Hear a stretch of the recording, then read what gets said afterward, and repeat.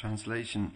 Lord Manu said, "The Supreme Living Being has created this material world of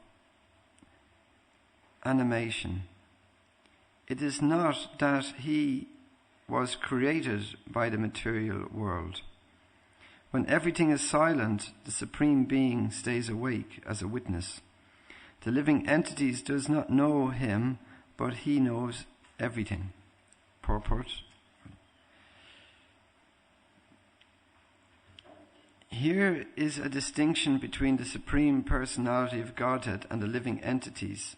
Nityo Nityananam Chaitadas Chaitananam. According to the Vedic version, the Lord is the Supreme Eternal, the Supreme Living Being. The difference between the Supreme Being and the ordinary living being is that when this material world is annihilated, all the living entities remain silent in oblivion, in a dreaming or unconscious condition, whereas the Supreme Being stays awake as a witness of everything. This material world is created, it stays for some time, and then it is annihilated. Throughout these changes, however, the Supreme Being remains awake. In the material condition of all living entities, there are 3 stages of dreaming. When the material world is awake and put into working order, this is a kind of dream, a waking dream. When the living entities go to sleep, they dream again. And when unconscious at the time of annihilation, when the material world is unmanifest, they enter another stage of dreaming. At any stage in the material world, therefore, they are all dreaming. In the spiritual world, however, everything is awake. Om Acharatranandasya Jananjana Shlakaya Chakchurman Tamyena Tasmai Sigurave Namaha Shri Chaitanya Manobhistam Stapadam Yena Bhutale Swain Rupagadamayam Dati Swapadantikam. When Srila Rupa Goswami Prabhupada established the material world, a mission to fulfill desire, Lord Chaitanya gave me shelter under his lotus feet.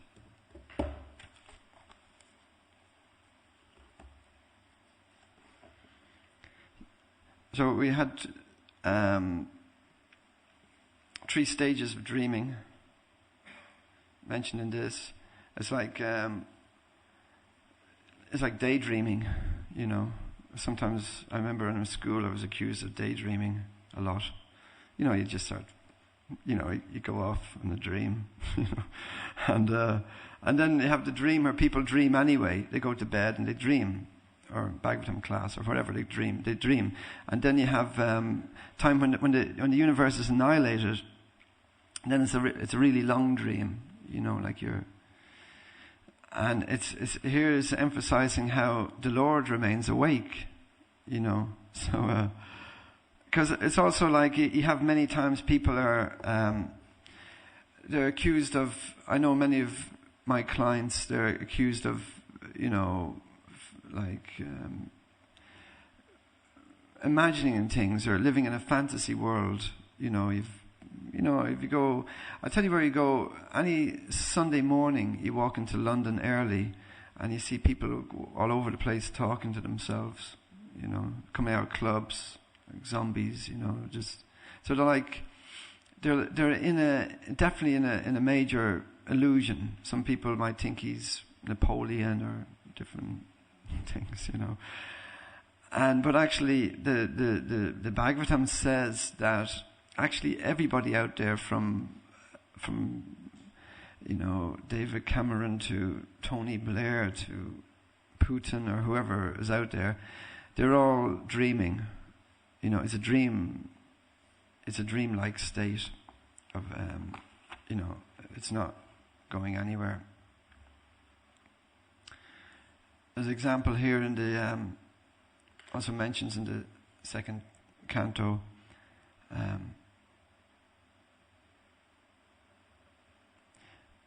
A dreaming man creates many things in the dream, and thus he himself becomes the entangled seer of the dream and is also affected by the consequences.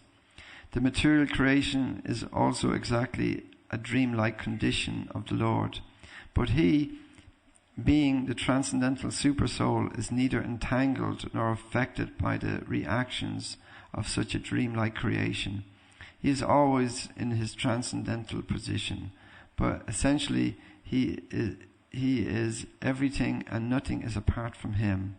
One should therefore concentrate on him only as his part and parcel without deviation. Otherwise, one is sure to be overcome by the potency of the material creation, one after another. So it's like that. It's a dreamlike state. The material world it's real, but it's temporary. It's temporary, so it's not rated very highly from a spiritual point of view. It's like you're just caught up in Maya, actually, you know.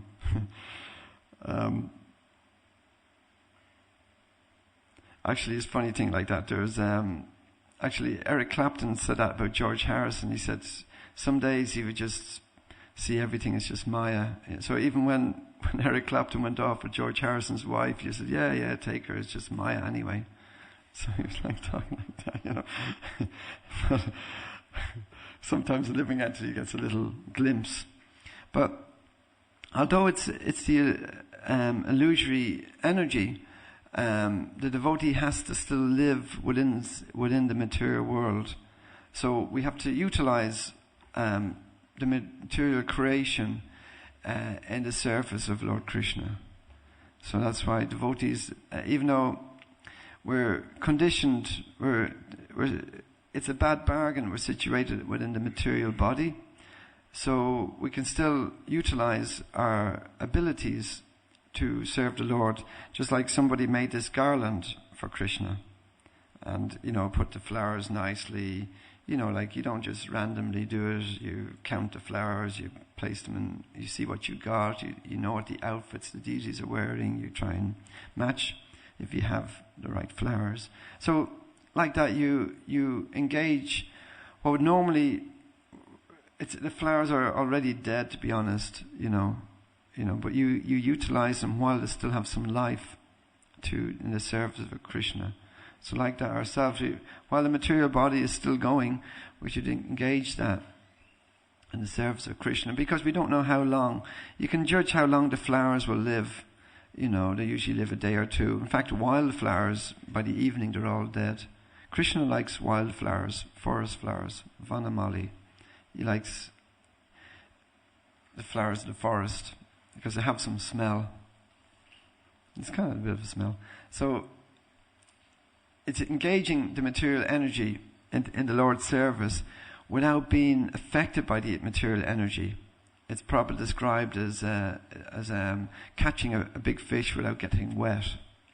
So somehow, and that is why we follow the instructions of the spiritual master, because he tells us how we can live in the material world and engage in Krishna consciousness, and at the end go back to the spiritual world. That is the advantage we have of having a spiritual master. He's able to. Prabhupada created a system where what time you get up in the morning, what type of tilak you put on, where you take a shower, what clothes to wear, what mantras to chant. He's made it very easy. It's not like we all have to discover what we need to be doing every day. We all kind of know what we should chant Hare Krishna, and how much. Well, we should chant 16 rounds at least. And then what should we do every day? What kind of food should we eat? We don't need to study it and research it. The spiritual master tells us what we should do, what we should eat, how we should offer it, what mantras we should chant to offer the prasadam, what kind of prasad Krishna likes. And the wonderful thing is Krishna likes very delicious prasadam. So it's not like that we have to force ourselves to take prasadam. Prasadam, Krishna likes, nice prasadam. I was at a cookery competition just not last week, the week before. And I was in a big place in Nebworth House. It's up the A1M. And I'm looking at what the other people are cooking, and I'm thinking like, my God, what are these people cooking, There was actually one group beside me, and they were, I'm just made the kitchery, poor man's feast, fit for a king. It was very tasty and nice and simple. They just chop some vegetables and throw it in. And the guys next to me, everybody is cooking. They have these knives, like a selection of knives, like 4 knives here and 4 knives there. And you can see that, well, in Krishna consciousness, we just need one small knife. We chop the vegetables, and there they are. Nice cauliflower, nice potatoes, nice eggplant or pepper, some peas, some, nice thing, You can see it's nice, smells nice, and it's harmless. The guy next to me has this, cleaver, and he's whacking this crab, and the crab, a big pinchy crab, and because the crab has its skeleton outside the body, so he has to smack, it's like it's meant for living under the. Imagine the idea. Okay, let's get a boat together and go out and catch these creepy little things in the bottom of the ocean, and bring them back and sell them, and then I'd go to such endeavor to prepare them, And the masses were ripping the legs off and throwing them, and I'm thinking like, gosh, And the guy says to me, "Oh, what are you cooking?" I could see what he was cooking. I said, "Oh, I made some kitchery." "Oh, kitchery, I love kitchery." I said, well, "Leave the crabs alone," So there's we have nice prashad. This guy who was judging it, they're eating all kinds of stuff, bizarre stuff, people cooking bizarre types of meat and bizarre types of, in all kinds of bizarre ways, and garlic and onions, and you can see these chefs were experienced. They'd chop up the garlic very quickly, and they'd do it in certain ways. They squash it first, and it's like God, the stink of it. But the guy who took the prashadam, the judge, his name was Lloyd Grossman. Actually, I'll read a little thing for you, since I'm not doing any magic tricks today, but I just thought I'd read you this. It was a competition. It was an interesting competition because they actually came to see me at Matchless Gifts, and their office wasn't that far away, and they wanted, would I take part in it? And then I went through Yamuna's cookbook, and I was thinking, what would I cook, there's all nice things you could cook. And then I thought, well, why don't I just make kitchery, And it's like poor man's feast, fit for a king. And then it kind of turned out that this is what they wanted to see, because then they came and they wanted to see the big pots and cooking the big pots. And then they went out. You've probably seen them here for Guru Puja. They came for evening arti as well. They came 4 times. They came out in the van. They interviewed the homeless people. And this dirty old homeless guy, crusty fellow, and I never spoke to him before. I just saw him, oh my gosh. And he says, he interviewed him, and I'm thinking, what he's going to say, And he goes, first thing he said, it's very important to have karma-free food that's been offered to Krishna. I was thinking what, It's like also, I was at St. Paul's one time, that place where everybody's occupying, all the tents were out there. This really crusty guy comes up, old man with the beard, and I can see him in the corner of my eye, and I'm thinking, gosh, here he comes now.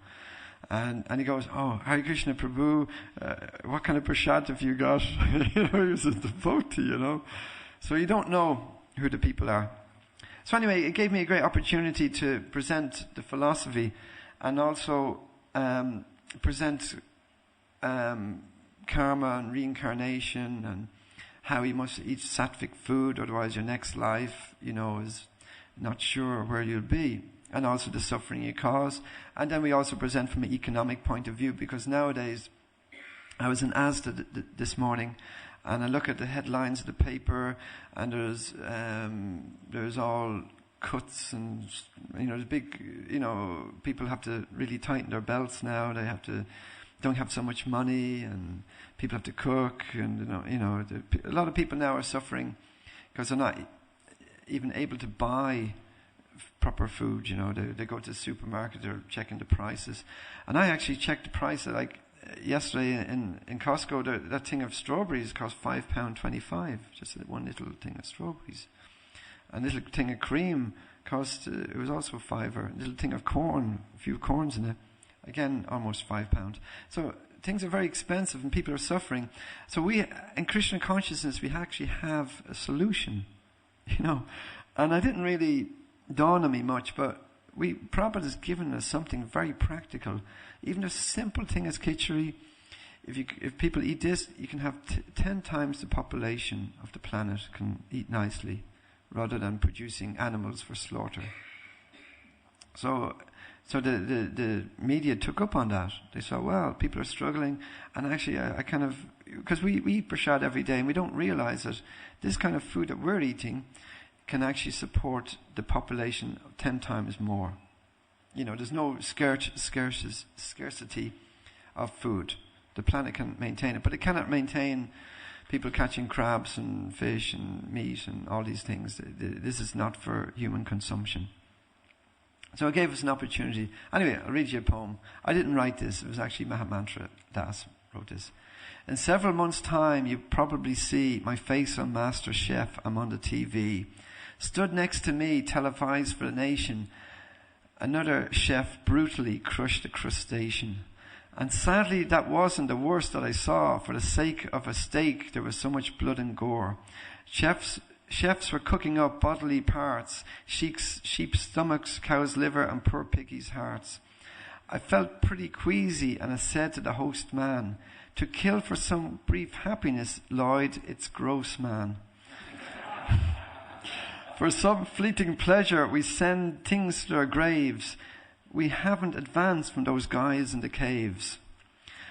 What I'd done was, it's a slideshow, it's on the VATS, but there was it's Nebworth House, they have fancy gardens, and they made all these dinosaurs in all the gardens and had all these cavemen. So there was no security, so I jumped in with the cavemen and, goofed around. We took photographs. And we took photographs of all the dinosaurs, and of course, we were messing around with the dinosaurs. There was a big bird, like big chicken thing, and I put my head in its mouth and in my arm, and we messed around. A big crocodile, because there used to be crocodiles on this planet, like the length of this room, big crocodiles, Anyway, we were goofing around. It's a nice slideshow. Okay, for my presentation, I made a nice dish, free from dead cattle or any dead fish. Lloyd came by to taste it, and he said, wow, that's great. When the camera stopped rolling, he ate the whole plate. I used to get your food back in the day, and the pleasant memories have not gone away. Did he give me the first prize? Well, no, but I planted a seed that will hopefully grow. Millions of viewers will all get to see Lloyd's seal of approval for food karma free. They don't realize, change it around a bit. And if in this lifetime you're partial to chicken, you're destined to come back and get a good kicking. They don't realize that the butcher and the farmer, consumer and chef get their share of karma. From a 20-foot bird or a huge crocodile, next time you're in Tesco, browse the veggie food aisle. Anyway, it wasn't me, it's Mahamantra. So we got a chance to present our philosophy, which was a nice thing. So this is these people are in a very dreamy state because they're eating these crazy things, putting them in their mouth, eating them, and not realizing that there's the law of karma, of action and reaction. So it's very much in the mode of ignorance. People in the mode of ignorance do stupid stuff. You'll see, they give away stuff. They give away money, or they just neglect stuff, or they let things waste and rot. So it's like a symptom of the mode of ignorance. And it's like when you're really dreaming and you don't know what you're really doing, then you will act in the mode of ignorance. So even though there may be like beautiful restaurants, but people are eating really bad stuff, and in the future they get terrible karmic reaction. So it's a duty of someone who knows that, yes, you're going to get awful reaction. You should inform them. You should let them know.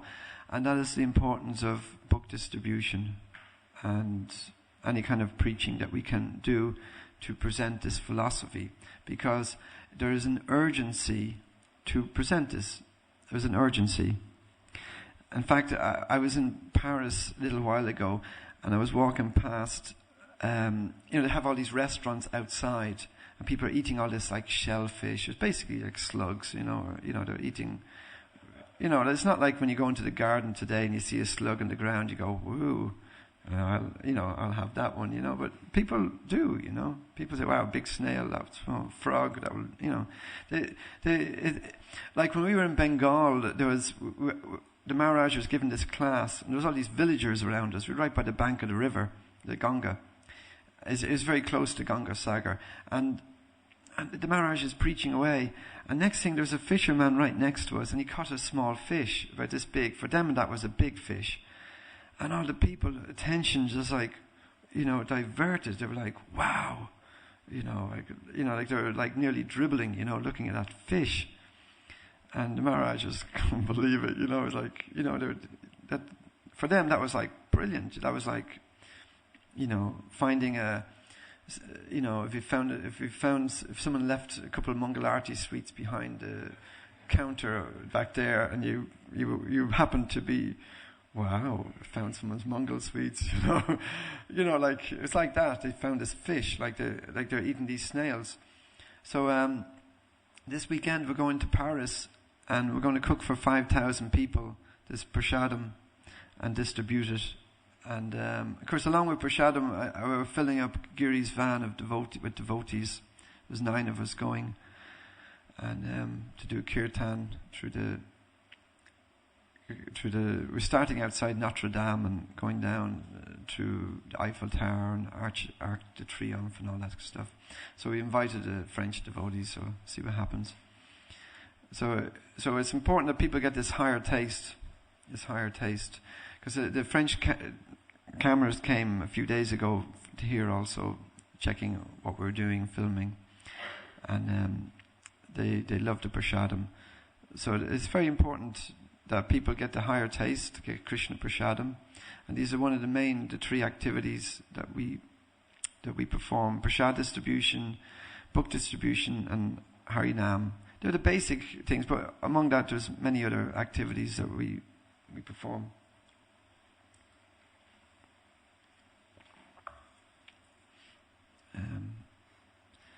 So the dreamlike state, how to get on? It's just anybody could get on. It was an open competition for the whole country, and anybody could apply. Anybody could have gone in and cooked gulab jamuns or cooked, But what the media were interested in was like an interesting story, and then when they came and filmed the homeless people, and I presented the economics of it and everything, they really liked that. There was people there cooking simple thing like a macaroni cheese thing, And the thing was, there was a £20,000 prize, and also your product would end up in Marks and Spencer's. And at that point, I was thinking that actually, it'd be very wonderful if you could go into Marks and Spencer's and buy prashadam. You could buy khichdi, picture of Jagannath on it, and the Mahamantra written around the box, and you bring it home and heat it up, and it'd be a very nice thing if you could do that. My kind of goal is to get a big warehouse where we could collect all this food and just cook up this massive prashadam that we could distribute to all the students, and all people who need. Especially nowadays, there's a lot more homeless people, and a lot more. There was a law passed just a week ago about how it's illegal to do squatting. In fact, the first person in English history is in court this week. Oh no, he got sentenced. He went to prison for squatting. You know. For squatting, it means like you go into some old house or something and you live there. So the first time in history someone went to prison for squatting. So people are squatting means like like you move into a house that's not yours, a building. In London there's many empty buildings. People are waiting for the price to rise or something, and a lot of students go squatting. And anyway, so things are getting more and more difficult as Kali Yuga progresses, and we can see Kali Yuga, has progressed big time in the last few years. In fact, I'm going to India, and even now to go to India, I have to get a letter to say that I'm not going to preach. I'm going this time. I'm not going to go as a Hare Krishna this time, But if I go as a Hare Krishna, I need a letter to say that I'm not going there to preach. I'm just going on a holiday, space out. That time I got 50,000 books waiting, waiting in the MVT, ready to go. Can't say that, So it's Kali Yuga, and the people who were chopping those crabs, they know of karma, they know of reincarnation. They're not, So there's a lot of work that we have to do. We're all got responsibility. If you have this knowledge, it's like if you see some person walking over a cliff, and you have the knowledge, your duty to tell them, don't walk there. There's a cliff. You will hurt yourself. You will maybe die. So and also our type of preaching is not that we just have to stand from a box and blast people like we used to do in the past, but we through Prashadam we can change the world. Through the holy name, chant it nicely, we can change the world. We had a very nice Ratiyatra in Ilford on Sunday, and there were 6 policemen, and they were all horsing into the Prashadam. They loved it. They loved it. And the police even asked me for a recipe and everything. And there was one he was a politician, but he was a councillor. So he was there too, checking that we were following what we were supposed to follow, because we blocked the road. The road was diverted, and all the buses were sent on a diversion. And at the end of it, he liked it so much, Jai Shri Radha Gokulananda, that he gave me £10, and he said, we'll see you next year. In other words, you're on for next year. Because it was like a test. Were we going to do it nicely? Was there anybody going to get hurt or injured? And we rented a security company. They actually asked for 15 people. I had to just bring 3 people. Anyway, I got away with it. But there were 3 devotees. All the security were devotees. There was Jagannath Sutta and his friends, the security. So it was nice. You had a festival and you got security guards, but they're actually Hare Krishnas. They're chanting away. And they're dressed up in their suits and everything with their badges and everything, but they're Hare Krishnas. So it's nice when things like that happen, that the politicians, the people who are administrators, they're supportive and they're helping. And that the policemen are, eating the prasadam and very happy with the event, and that the security guards are devotees. So it's a very nice thing when that happens. And just a few weeks ago we had a thing called a slut walk, yeah, you heard me. There was all these ladies dressed up as like prostitutes. There was about 7,000 of them. And from the main stage, as my friend was one of the main organizers, and she was saying, "Yeah, get your Hare Krishna food over here," and she was like, encouraging everybody. Because actually, in reality, the only men invited to these women's demonstrations are Hare Krishnas. They were the only men there. And every demonstration, I hate men. A lot of them are like, not this one, but there's some demonstrations where they're very butch girls and they kind of hate men, but Hare Krishnas, no problem. So like that, we have something wonderful. It's prashadam, and it's just that we can give it, and then people will enjoy this kind of prashadam, and it will change their hearts. Because when you read, even in this second canto, it's interesting when you it's funny. I picked out loads of things I was going to read from and forgot them all, but at least I can see the title of the book. It was the first step in God realization, and then the second chapter is called the Lord in the Heart, and the next one, the third chapter, is called Pure Devotional Service: The Change in Heart. So it's nice. You get the first step of God realization, Lord in the heart, and then the change of heart. So it's very nice thing. I just even actually, if you read the introduction on this chapter, this can actually be printed as a book, even just this first little piece, if you get a chance to read it. But it speaks about how Prabhupada went to the West, just from a book distribution point of view, how in 1944 I began publishing my Back to Godhead. When I retired from family life in 1958, I published Srimad Bhagavatam in Delhi. When the 3 parts of Srimad Bhagavatam were published in India, then I started for the United States of America on the 13th of August 1965.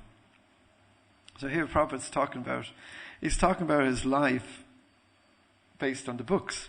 He's not talking about, went to school then, and then I went to this and that. No, here, this is Prabhupada's life to what was very important, his books. I am continuously trying to publish books as suggested by my spiritual master. Now in the year 1976, I've completed the 7th canto of Srimad Bhagavatam, and the summary of the 10th canto has already been published as the Krishna book.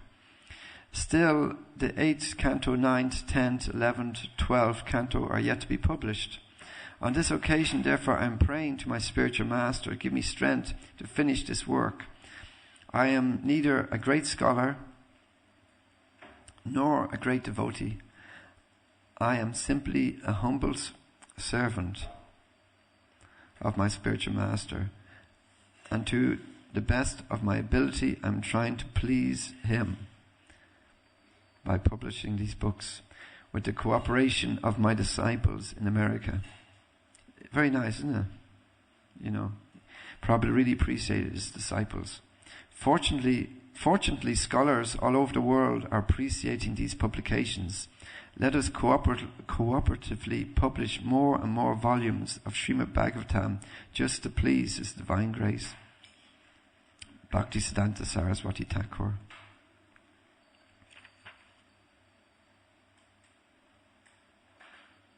So very nice stuff. We're born into an age that is very conducive to preaching Krishna consciousness because of the printing press. You can imagine, like, when the first Sankirtan party went out with Srinivas, Narottam, Shamananda, they had to do it all by hand. Get all the books, find some friends to do it all by hand. Now, I got 40,000 books. They cost 2 rupees 65 paisa each. That's like 5 pence each. 5 pence each. And they're delivered. They're sitting waiting for me in the MVT. They're beautiful color picture. I got this year. We printed Magrari the Hunter, and. So it's Magrari the Hunter has a lot of good philosophy, because nowadays many people are eating meat in Vraj. You got McDonald's in Mathura. There's cow killing everywhere, slaughterhouses. The whole of India is, going down. So Magrari speaks about vegetarianism. It also speaks about the power of the holy name. there's a lot of wonderful philosophy in the pastime of Magrari. And also there's something about Srila Prabhupada there as well. So that's the instruction of Lord Chaitanya, Yureta Kadarekaha, Krishna Pradesh, Marjaya Gurhana Taradesh. So, any other questions? Yes, Prabhu? What's your plan for books? We give everybody, for people to understand the books, I believe they need to take prasad first. So first we give them one banana and one book. And they eat the banana first, and then they read the book. And in India, it's very fortunate, again, because people like to read. One person might read, one book might be read by 4 or 5, even more people. I met one man, he had in his top pocket a book we gave him about 4 years back. It's still sitting in his top pocket. He's walking around with it. He takes it out, shows me the book. I swapped, given it. So India has that advantage, and also it's easy to practice sadhu life in India. You can get there's no problem in getting something to eat. You can do madhukari door to door, get rotis, everything. It's very, very simple, and you can park up anywhere in any village. Anybody will welcome you. Even in a Muslim village, it won't be a problem. So those books will go. And also, I'm coming back early, a few days early. We're starting a little earlier our parikrama, because we come back a little early. I've got a feed to 5,000 in Dublin. We're going to Dublin then. Also, this one in Paris, it was funded by the television station. So we'll be chopping the vegetables in the canteen of the television station. And so it's nice, when you get cooperation like that. And when I presented the philosophy to the Irish television, they're asking me to go over now just to give some interviews. So you can see that we have something very important. And in Ireland, it was known as the slaughterhouse of Europe. So many cows have been slaughtered in Ireland. That is why also you have war in Ireland. A very bad war. And so this is a solution. And it's unfortunate that we're only a small group, but still, that's